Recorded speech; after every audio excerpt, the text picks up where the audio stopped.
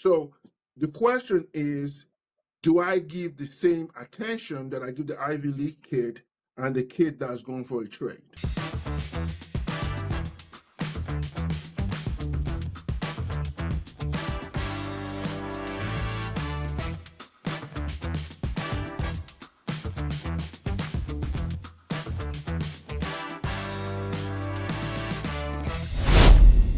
But as I look back now, as a psychologist, I felt that you did not believe in yourself. You'd heard so much negativity, and out of self-fulfilling prophecy, if they don't think I'm going to be much, what's the point?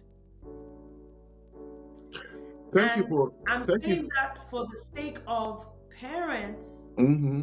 who have children Mm-hmm. who may have one that is academically strong Mm-hmm. early in life, and because the other person does not have that, they may overlook what areas of growth that the person who is struggling needs, and instead of helping that person to learn from their mistakes, they are throwing criticism at them. Then for me, which I'm going to talk about, hopefully we can get to that, because I really think we're going to talk to people about how did we begin to heal from this. Oftentimes we think it's just you, brother, who was on the receiving end, who's being hurt. I now understand that I was being damaged by hearing that spoken about my own brother. So in your case, those things were said, and you had to go through the battle of dealing with the negative self-talk that started at home, because parents were exasperated and fed up. Hopefully from our story, we can give some tips to parents who may think one is stronger than the other in some area about how to handle that other sibling who is struggling, and also how to handle the sibling who is doing well. So I didn't mean to cut you off, but the truth is, I also don't want you to minimize. No. And you can minimize it too, because sometimes when we need to heal, we have to minimize it. But now I'm in the observer role and seeing what was done to you. And it wasn't done in a comment here and there. 1 week, 1 day, 2 weeks, and this negative stereotypes of you starts to become, it's being fed. To where when you were in high school, do you want to talk a little bit about what some of people told you when you were in high school? Yeah, the question is that I had my problems as a young boy growing up. Boy stuff, argument, fighting, do the things that you do as a boy. I'm not going to say I was a perfect kid, right? But there was so much words said to me, like you almost have to have amnesia sometimes not to remember, because if you keep on remembering those things, they're going to really set you back. I believe in my quiet time, my quiet corner, it was really painful, right? And I think it bleeded over to make so many things in my area: professional life, marital life, so many other things. So for example, those uncles that were saying a bunch of things at the time, I've never felt I fit in anyway, even outside my family. Like I have very close friends, but I don't have like friends like, I'm not a social bunny. I'm a social bunny when I'm in high school, because as kids you all roll together. But I found as I was growing older, and with me being epileptic, being away from home for almost a year, I grew to be stronger. The power of prayer helped me. Fasting and praying during the time when I was younger, I didn't really understand all those things at the time, but I had a time to be alone with God. I had a time to, back in the day we go to prayer hills, and then you go to the hill and go and pray and fast. And I was only 14, 15 at the time. So when you get to the point whereby you said, okay, God, you answer me, getting me emotional right now. But it's taking me so many years back. So it got to that point whereby you don't minimize it. You don't dumb it down, but you have to confront it. I love it. You had to confront it, and you had to confront it spiritually. Yeah, you have to confront it spiritually. You also have to make moves to believe that you deserve it. Because if you don't say that you deserve it, right, the world will keep on telling you don't deserve it. So it became me against the world. That was with God on my side, and it didn't mean anything after a while. It got to a point I became a warrior, and sometimes I catch myself because I'm naturally an emotional person, but I want to say, you know what? The side of me which is masculine, that at this time we're going to show that. We're not going to just cower and let things go by. If I fail, I will take my response. I will take my lumps, and I will get up again, and we're going to keep on going. You are not going to define me. But it wasn't easy initially, because like what you said, over the years, 10, 20, 30 years of keep on hearing, at least to your late 20s, you keep on hearing those things, it now becomes a subconscious thing in your mind. So when you're even acting it, you're acting it like auto-suggestion. It's already there. You may not even know it. Can you say that again? I missed what you just said. Can you explain that It's again? like when you're acting. I say it goes into your subconscious. So it's like your hard drive. Even if you think you forgot it, it's been hitting there for so long. Now, when there's a situation that comes with it, you either have too much compassion for somebody, or you have no balance and you have no boundaries. And because so what you're saying is that hearing a parent, an adult you look up to, always focusing on the child's failures and comparing them with another child is damaging for the young person's subconscious. it is. And you had to own it, accept the pain, and battle through it. Yeah. So what we want to then tell parents there who are playing favorites, and I've worked with a lot of parents professionally, and I can see the favoritism. And I know why they're playing favorites, because the child that they are favoring meets the model or the ideal of what they want their child to be. But they say, I'm not playing favorites. I need to ask you, Wale, don't the children know? Doesn't the child know if you kids are feel playing it. favorites? Kids feel it. Even if They know. Even if you don't say it, they feel it. And what you should, you see, the problem, it also comes down to compassion towards your children. You see, when we have too much standards, some of the standards should be thrown out of the window, right? Okay, let me give you a good example. You have one can go to an Ivy League college. She's so good at going to an Ivy League college. But this guy wants to learn a trade, right? How do you love them equally without comparing one in the college and one who's going to learn a trade? Wow, that's a good example. As I was saying before, one has a trade. So you were sharing the example of, sorry to interrupt, you were sharing the example of one going to an Ivy League school and the other one wanting to learn a trade. Learn a trade. So the question is, do I give the same attention that I give the Ivy League kid and the kid that's going for a trade? Do I love them equally? Because what I notice in our Nigerian culture, we're so much achievement driven, we're not compassion driven, if that makes any sense. So when you're not compassion driven, you don't, like for example, you know how me and you talk, we understand the struggle. So when you see other people work, even if they're failing or they're making mistakes, we know it takes a lot, right, for them to build something.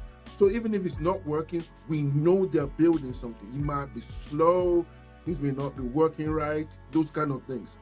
I found that a lot of us are not emotionally mature. We follow the society standard, which is not actually godly. We follow our age group standard because we're just adults. We just have our own toys. Our toys are just different from the kids. So your toys may be, I want to buy a brand new Mercedes-Benz car, right? To show that I really attained the position I want to attain. So it's no different from kids when they were younger. I want to get the Nike tennis shoe, but now it's not Nike tennis shoe for us. It's something more bigger. It's just the same thing. So what needs to happen? What we need to be aware of then is, and parents need to be aware of, is that playing favorites can also cause unhealthy competition between siblings. And even though many parents who are saying negative things, they want to motivate the child who they believe is not doing as well, it can cause the siblings to not have good emotional connection when they become adults. And I feel that what happened and the things my dad said and the things I saw, we could have been that sibling, me and you, where we would not really love each other, thank God, the way we do, and be able to support each other. So I feel that you've done your work. You've done a lot of work to work through the rivalry, and I've had to do a lot of work as well. Not because I am competing with you, but to make sure that we are not falling in line with these negative stereotypes about our relationship that started from the generation before us, right? I think it's better. I think it's better than that. We don't want to continue the pattern of what we saw.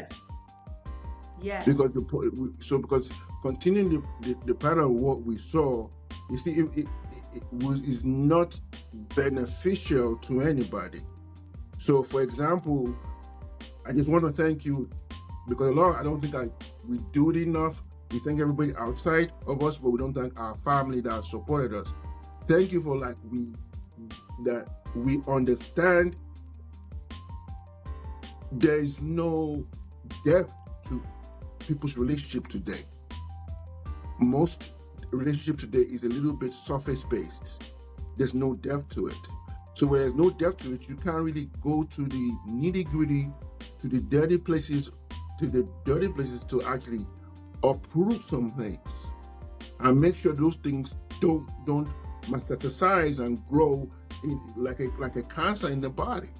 So what you have done is the emotional, because a lot of people can say they're psychologists, but very few people are emotionally mature to understand the dynamics of how people react.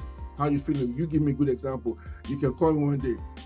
You can sense from my voice that something is wrong in a very funny way when we're talking, right? Those are the things, and our mom was also good at that. Mom knows when something's wrong or something's off, right? And those are the things you have to. These are the things you have to see as a parent. If you are a parent, you stop looking at not just the academics. Look at the emotional side of your child. That is the first thing. You have to look at the emotional side of your child, right? And while you get to the emotional side of your child, you can now get to the academics or whatever else he needs to do. I love it. So connect with them emotionally, get to know them for who they are, empathize with the challenges they're facing, and then you can direct that towards helping them to what they want to do. Work on their achievement, as opposed to just focusing on their achievement and ignoring the emotional side. So when you connect with them emotionally, now you want to do with them. You now want to talk to their academics. It works well. I can give you my own example. Even with my son, I've probably said this story before. in Texas, they had a third grade exam they do. And when you do the third grade exam, everybody takes that exam. And that year, he didn't do well. He did probably get like 30 or 49%, some ridiculous mark. So what I would do with him, I told the teacher, I said, okay, give me a photocopy of all the tests. So I went home, gave me the book. I took a photocopy of the book, and me and my son went over it over and over and over again. And what was the time? I think it was third grade. What's the clock? What the time? And it was, as you know, he was born preemie 26 weeks. So when we now go to church, he will point to the clock. Daddy, 2:45. Daddy, 3:30. Daddy, 3:45. Because I made it fun for him. I made it enjoyable, not judging him. And he's kind of have the same dynamic with me, like me and you. Although his sister is older, he's younger. The sister is boom, boom, boom, boom, boom, right? Smart, witty, quick. He's a little, elated. So goes back to what I said before. Compassion first. Secondly, connect with what they want. Connect with their interests. Like I can remember when Raya was there, you go to her place, you take her to that place, you connect to her artistic side. But she's not doing art today, right? That's not what she's doing. But let's say you didn't connect with her, so she knows that you are connected with her in all aspects of her life, not just the academic side. So we want to encourage parents to connect with all aspects of their child's development. Mm-hmm. That means that if a child is struggling academically, they should not just look at that child from that very short, myopic, narrow-minded way. And even for a child who is doing very well academically, there are always other areas of their lives that they need to develop in. Some children who are academically gifted may be emotionally detached, or may not be as social or be selfish. If that parent is so focused on the academics, they're missing out on helping the child to develop the other areas. And a child who is academically gifted may actually fail socially, may struggle in how they treat somebody else because of this unfortunate thing that parents do, where they say you're amazing, and if you're amazing academically, then you're amazing in everything. We also find that young people who are praised a lot for just their academics and achievement may have a very difficult time navigating losses in their lives in the future. So if they have a relationship breakup or something happens in their workplace, they may have a very difficult time recovering, because the template from beginning is you're so amazing, you can never fail. And that is why for the parent, for the child who is on the receiving end of the being treated as better, and the child who is being treated as less, both those children, if they're not careful, will have long-term negative things in terms of their relationships and life if care is not taken. In our situation, we've had to take care and do the work, right? To work through that. Yeah, to piggyback on what you just said, is actually because most children take the template from their home to the world, right? So the question, so when they go, so the moment they tell them they're not wonderful outside of the home, can they handle that?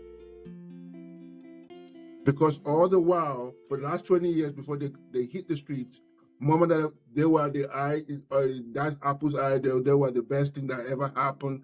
Now you're telling me, so let's say, and it may not even be a bad thing, it may be a review at work.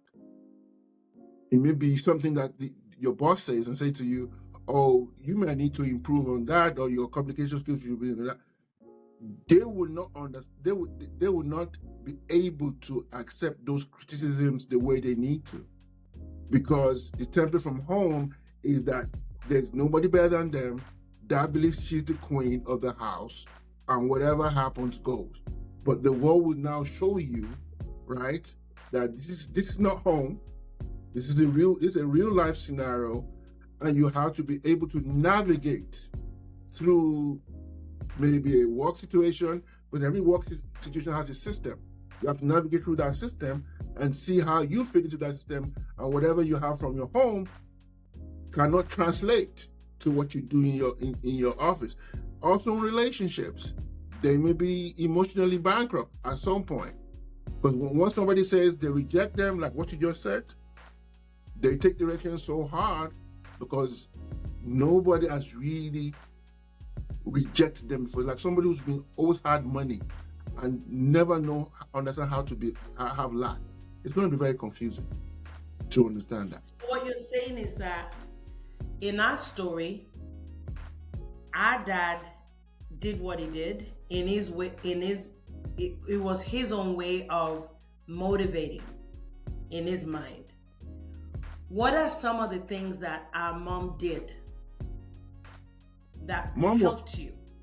Mom was a carver. I want to say that from day one. Mom didn't like people talking down to me. Mom was a bulldozer. You know, she's old now, but when she was young, you know, she was no nonsense. You know, she didn't allow. She would tell me, "You're gonna do well. It doesn't matter what they say." I'm getting a little emotional thinking about it. She's gonna tell you, "You're gonna do well. You're gonna do well." Oh, is that what they said to you? Okay, let's work. Is that what they said to you? Let's do the next thing. So it's Mom. She was like the bulwark for me in many, many occasions. She rejoiced more in my I don't think she doesn't rejoice in everybody's success, but I think when things happen for me, she rejoices because she remembers things that has happened, and she didn't like it. And even for a mother in those eras, in those times, most mothers allowed their dad to do whatever. Mom stood like a bull. You're not going to talk to him. You're not going to do this. They had little fights on me and the thing, and so mom was a big defense, and Yes. And you as my sister being a good support system, and you also have brought out things in me I don't even know I had, and whatever has happened has brought me to this moment of understanding life. I see people differently today. I can connect with them on an emotional level that I will never connect if I probably didn't go through those things myself. So it's been hard, but I don't think I would be who I am if those things did not happen. I'm happy that as a man I was never coddled, right? I needed to do the things I needed to do. But I can also say today that I have the balance of when I want to be tough, I can be tough, and when I want to be balanced, I can be balanced, and I don't have to be one or the other, right? So that's basically. So you're saying that you have taken some painful things that happened in your childhood, Mm-hmm. and you have turned it into. You've rechanneled that pain in a Mm-hmm. way make you better. Instead of being resentful, you become much more compassionate towards others because of what you went through. Just to talk a little bit about my experience, Mm-hmm. being the one that was so-called favored, is that I felt that there was a lot of pressure on me to be amazing. And while that pressure may seem good for those parents out there that are just so excited, they have this very driven young person, which is a good thing, you want to allow your child to be a child. So when dad left, we all grew up very fast, right? Let's be Mm-hmm, mm-hmm, honest. We had mm-hmm, to, mom was mom, driven, kept the business going, paid mm-hmm, for 5 children to go through private school, mm-hmm, was the parent, loving, compassionate, and disciplined. But when mm-hmm. the father is not there, you grew up fast. So I grew up fast in terms of having to think about my mom's well-being, knowing that I now have that one parent to look out for me and the other parent is gone. And I think I felt that pressure even more at that time. But as I started to grow older, I understood that this pressure was actually unhealthy. Mm-hmm. Because there's no room for mistakes, and you never feel mentally or cognitively that you can take a break and just not be there for everybody else or not having something to prove. So I think for me, thankfully, I'm so grateful, brother, that I realized that I also had some negative things that I had to work through, because I began to hate how you felt because of my success. And it was important for me then to let you know that I felt bad about what you went through in our childhood, and that I don't see you the way that the generation before us saw you. That was important to me. So one of the things I felt really helped me was remembering those times when you bailed me out, right? Mm-hmm. For example, when I was, a good one was when I was in Nigeria and moving back to England after college. You paid my flight Mm. To the UK. to the UK. Mm-hmm. You took on that job and did extra shift to do that. And I imagine that must have felt really good for you to be that person that is able to give to somebody, right, as an older sibling. Yeah, to add to what you just said is that, during that time, I took it beyond myself. In Nigeria, once the dad leaves the home, there's the stigma that goes with that. And I took it on myself. Once I got to the UK, I wanted to make sure that we're not gonna go through what we've been through already. I saw the opportunity as a young person. Oh, you can work? Oh, okay. Let's go to work and see what needs to happen. To me, the goal was not on our side. The things we've been through. I don't want us to be little. Psychology is great. What we need to learn to people is great, but we needed the things we had to go through was when you talk right now, you're not just talking of what happened in 2025. You're talking to the things that we've been through, and you've navigated to this point. You said something a moment ago about you being the favorite sibling between me and you. The big problem with that is that people now expect you to do things effortlessly without no problem. And so it's like you're the Michael Jordan of the team, and you always have to drop points, regardless of what happens. So the humanity side of you goes away, which is unhealthy. Which is unhealthy, because it now gets to it's like she can get it done. She'll bulldoze through it, and they negate the fact that it's going to take a lot to get there. And you see, as I was saying, we were talking this afternoon. People like seeing the aftermath of what happened.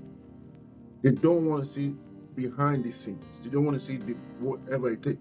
Because every time you present it to them, it all looks wonderful.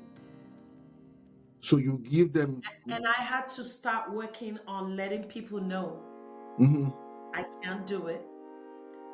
It's too much for me. mm-hmm, I'm stressed out. I need to mm-hmm. take a break.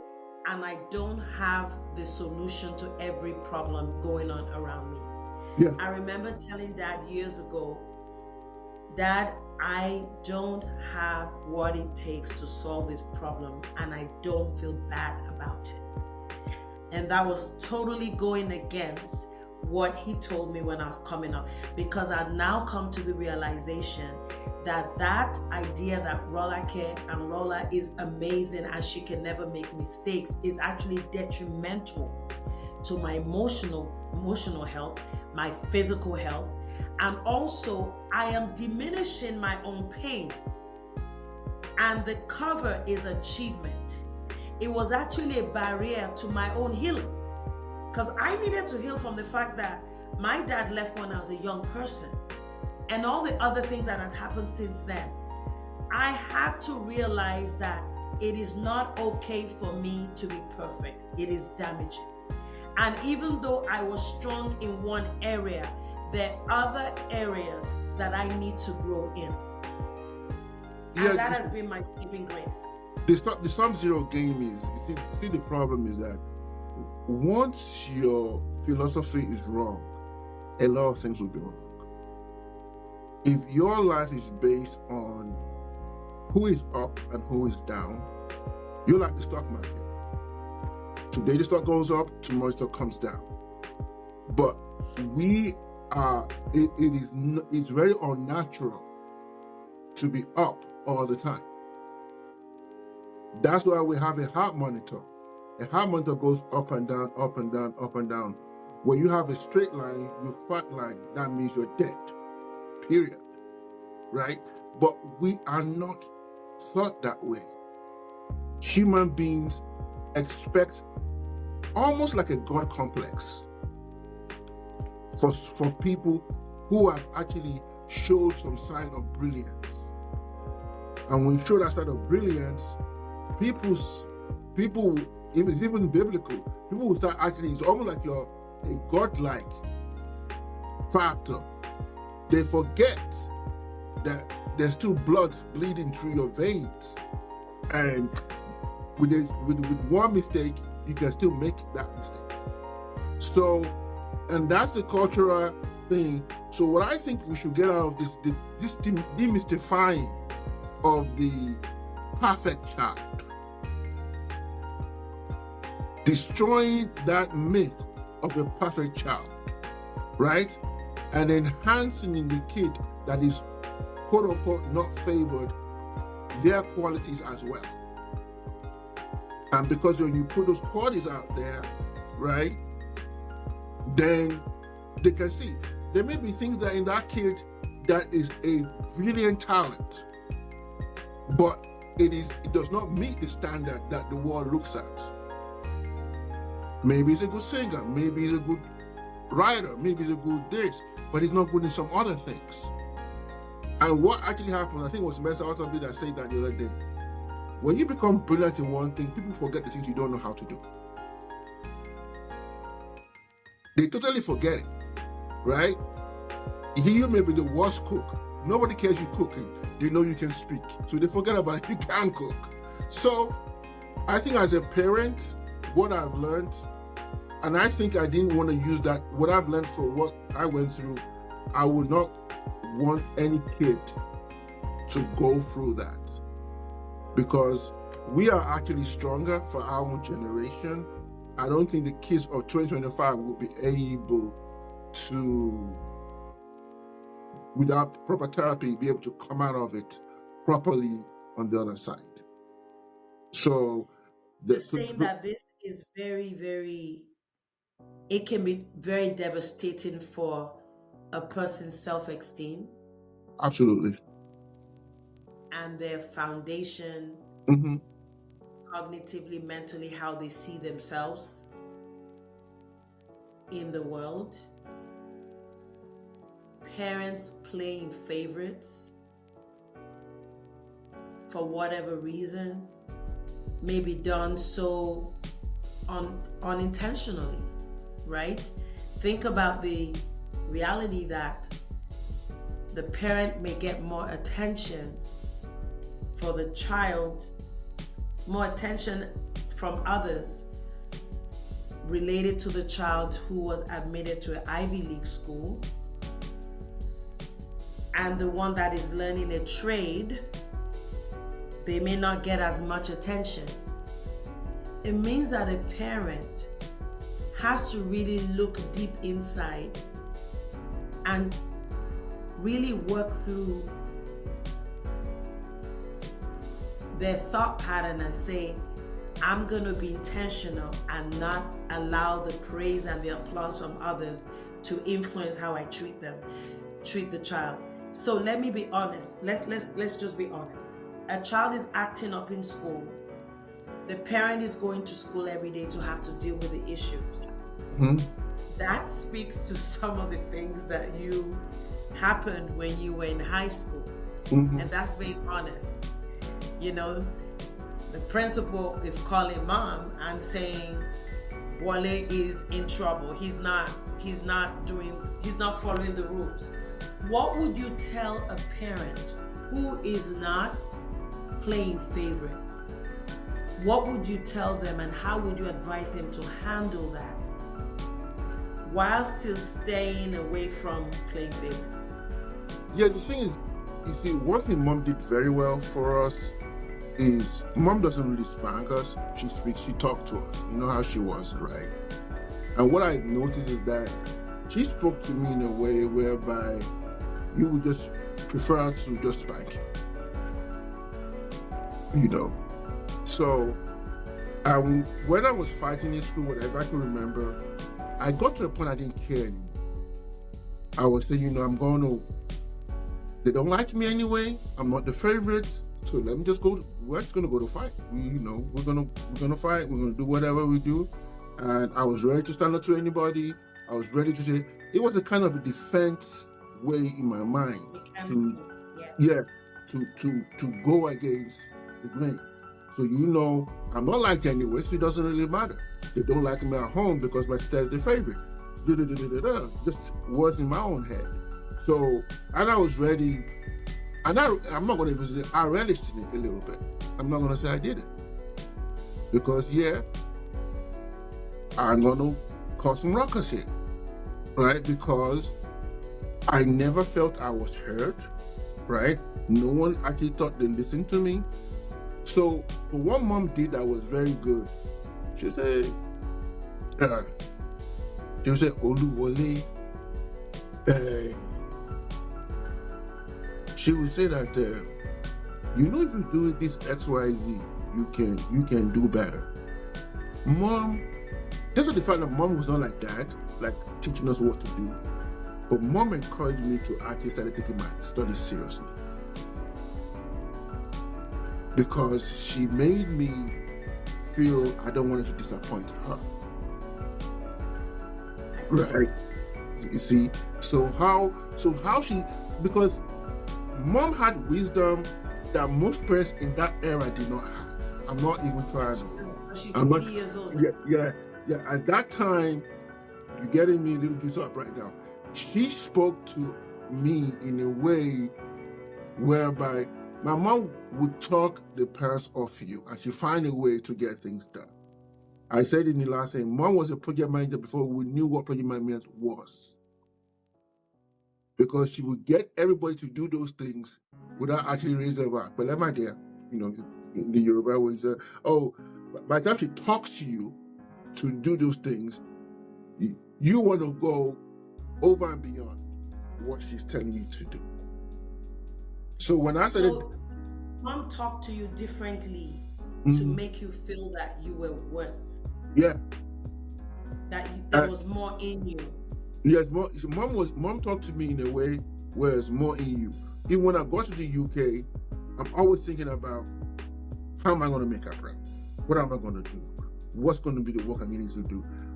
All the things I do, you know the story. Get in a place where it's illegal, all the stuff we did back in the UK when I was younger. All those things were like, we're gonna bulldoze. It was like an injection. It was like a push. It was like a pull. And I haven't said this to you guys before. One of the things I was watching, I think it was the Jackson 5 or the Wires or one of those shows. And one of the things that pushed me when I was in London was like, people will know about my family. They will know about what we went through. That despite the fact we came from dad leaving, that we're going to be okay. So that one of the things that pushed me in a way, I never say this before anybody, that pushed me that I want our family to be like the Wyans or the Jacksons or whatever we were doing back in the time. So that's the time when I was having a lot of fights with you guys back in the day, because we were young. It was just being silly, the things that we were doing. So I say that parents should you should know your child and know what each of them needs, right? The question that mom knew what each of us needed. That's the fact we were 5 of us. She knew everybody's temperament in a way a lot of parents don't. So what they're doing most of the time is, oh, where's your result? Did you pass your exam? Okay, good kid. Go play. You failed. So you need to go and repeat so that other kid has no fun time, is punished. I'm not saying that there's not sometimes that is warranted, but most of the time it's more like there's a law, you broke it, you're gonna suffer. There's a law, you want it, you can keep on being the happy child. So those are the things that I saw. Mom did an amazing job in almost like breaking down your defenses. Let me put it that way. She reached you in a way that most people cannot be reached. And I think that is one of the things we have today of we even communicating with our children, right? After we've been hurt if a parent has made mistakes Mm-hmm. and hurt their child with negative words, emotional abuse, and maybe like treated them as less than their siblings or sibling, there can be healing. Absolutely. Somebody else can speak into their life, another parent, another adult, and even though the journey is difficult, that person can work through it. And That's what you're saying, right? your sibling can talk to you too. It goes both ways. Because the point is that even if the parents talking, sometimes the peer-to-peer matters a lot. I like that. When you're doing a peer-to-peer thing, I'll give you a good example. I've said this before. When Katie was coming up, my son, he couldn't talk. He would not listen to us, but he would listen And to he couldn't talk because he was born prematurely. He had a trachea, so he took the trachea out. So it took a while for him to be able to speak. My daughter, Gbemini, will be able to talk to him, and he listens to her than us, than the parents. So the peer-to-peer, what you said, is how we did that banter back and forth of what are you feeling. The times we even get angry at each other about stuff. Oh, you're going to do something crazy. I don't want to listen to you. Leave me alone, blah, blah, blah, blah. Just because there was something that we can connect. There's nothing like your sibling. I don't think people really understand the power of your sibling over you, apart from anybody outside of your family. A lot of people don't have even friends. if the parents have hurt the children, the siblings can build a bridge. They can heal. They can work together. They don't have to continue the negative pattern that the parents put in place, either because they lacked information or that's what they knew how to do. Healing can happen with the next generation. And what you're saying is siblings need to talk through it. Go ahead, sorry. The box starts with us, right? If you're an adult now, we can't control what we did as kids, right? We can't control who influences us as kids. We can influence the things that happen as adults now. That's right. So, and we now can say, that was then, this is now.